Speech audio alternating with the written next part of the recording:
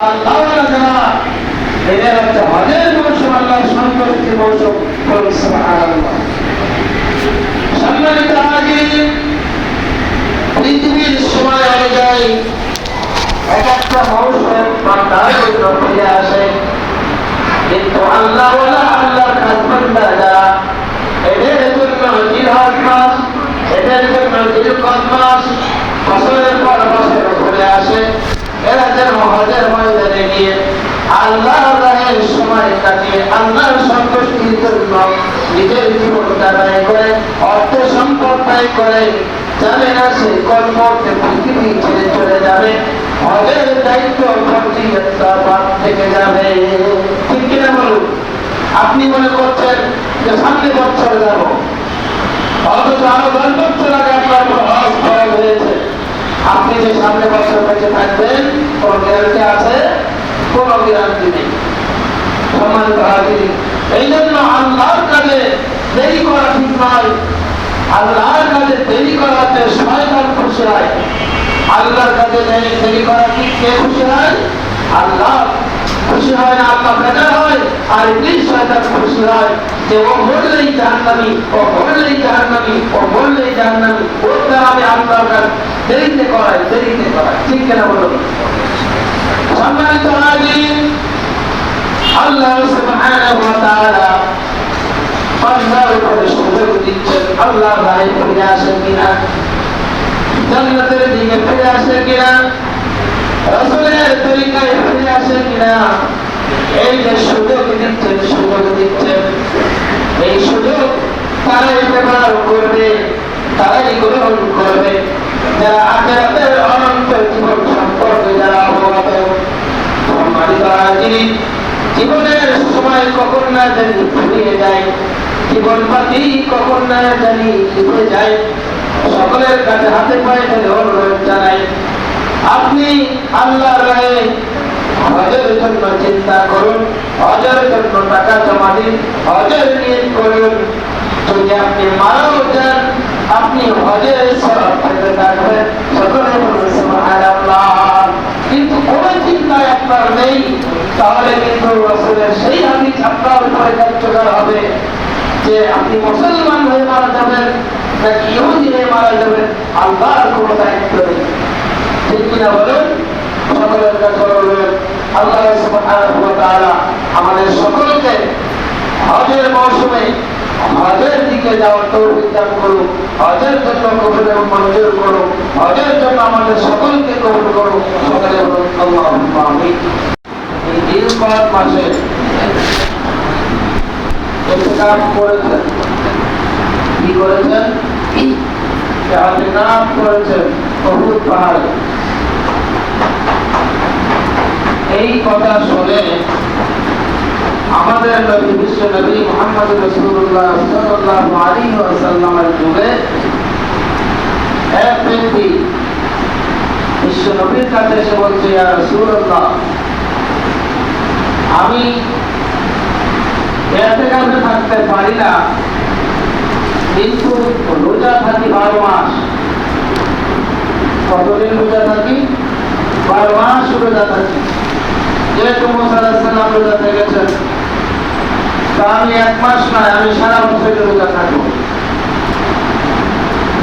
সেই ব্যক্তির মা এসে বলছে, ইয়া রাসূলুল্লাহ, আমার ছেলের কি সুন্দর চেহারা ছিল, নাদুস নুদুস ছিল, কিন্তু মুসা আলাইহিস সালামের রোজা ছিল। এই রোজার প্রতি তার এত মহব্বত, ভালোবাসা, সে রোজা থাকতে থাকতে থাকতে থাকতে তার চেহারা, তার স্বাস্থ্য সব একেবারে নষ্ট হয়ে গেছে। আল্লাহর নবী বলছেন, তোমার সে ছেলেকে পাঠিয়ে দিও। সে ছেলে এসে বলছে, ইয়া রাসূলুল্লাহ, আমি তো রোজা থাকি, 12 মাস রোজা থাকি। আল্লাহর নবী বলছেন, এরকম 3টা আঙ্গুল দেখাচ্ছেন। কি দেখালেন? 3টা আঙ্গুল দেখালেন। উনি চলে আসলো। আসার পরে মার কাছে বলছে, মা, আমি তো আল্লাহর নবীর দরবারে গেলাম, আল্লাহর নবী আমাকে 3টা আঙ্গুল দেখিয়েছে। পরক্ষণে সেই মা এসে বলছে, ইয়া রাসূলুল্লাহ, আমার ছেলে তো আপনার 3টা আঙ্গুল দেখে বুঝে না। আল্লাহর নবী বলছেন, ওকে ফেলে দিও, 3টা রোজা থাকবে, আবার 3 দিন রোজা থাকবে না। 3টা রোজা থাকবে, আবার 3 দিন রোজা থাকবে না। এটাও সে যেন পালন করে। তার মানে হলো যে রোজার প্রতি অভ্যস্ত হয়ে গিয়েছে, তাকে একবারে বাদ দিয়ে দেওয়া যাবে না। সে যেন 3টা রোজা থাকে, আবার 3 দিন রোজা বন্ধ করে। সম্মানিত হাজির, এই এটা জিলকদ মাস, আমরা যারা রোজা থাকা অভ্যস্ত, আমরা রোজা থাকতে পারি, লাগাতার দরকার নেই। 3টা রোজা থেকে আবার 3 দিন বাদ দিই, একটা রোজা থেকে আবার 1 দিন বাদ দিই, তাহলে এই জিলকদ মাসের একটা ফজিলত এই রোজাদার ব্যক্তিরা পাবে। মুসা আলাইহিস সালাম যেরকম রোজা ছিলেন, ইতিকাফে ছিলেন, তার সাথে এই সওয়াব একটা যোগ হবে। সুবহানাল্লাহ। আমরা সকলেই চেষ্টা করব। আলহামদুলিল্লাহ, إن الحمد لله نحمده ونستعينه ونستغفره ونعوذ بالله من شرور أنفسنا ومن سيئات أعمالنا، من يهد الله فلا مضل له ومن يضلل فلا هادي له، وأشهد أن لا إله إلا الله وحده لا شريك له، وأن محمدا عبده ورسوله صلى الله عليه وعلى آله وأصحابه وسلم. قال الله تعالى: يا أيها الذين آمنوا اتقوا الله حق تقاته ولا تموتن إلا وأنتم مسلمون. أو كما قال الله تعالى: يا أيها الناس اتقوا ربكم الذي خلقكم من نفس واحدة وخلق منها زوجها وبث منهما رجالا كثيرا ونساء، واتقوا الله الذي تساءلون به والأرحام إن الله كان عليكم رقيبا. أو كما قال الله تعالى: يا أيها الذين آمنوا اتقوا الله وقولوا قولا سديدا يصلح لكم أعمالكم ويغفر لكم ذنوبكم، ومن يطع الله ورسوله فقد فاز فوزا عظيما. أما بعد، فيا أيها المسلمون، قال الله تعالى: ومن دخله كان آمنا ولله على الناس حج البيت من استطاع إليه سبيلا. أو كما قال الله تعالى: ولله على الناس حج البيت من استطاع إليه سبيلا. وقال رسول الله صلى الله عليه وسلم: من قال قولا متعالى فهو شهيد. وقال رسول الله صلى الله عليه وسلم: من ثم يشكر الناس أن يشكروا الله. بارك الله لنا ولكم في القرآن العظيم.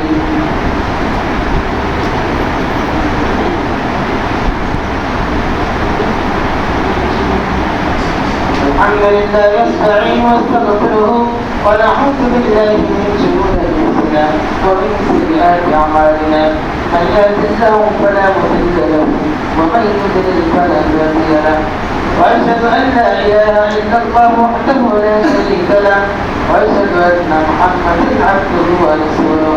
قال الله تعالى: ان الله وملائكته يصلون على النبي يا أيها الذين آمنوا صلوا عليه وسلموا تسليما. اللهم صل على محمد عبدك ورسولك، وصل على المؤمنين والمؤمنات والمسلمين والمسلمات، وبارك على محمد وأزواجه وذريته.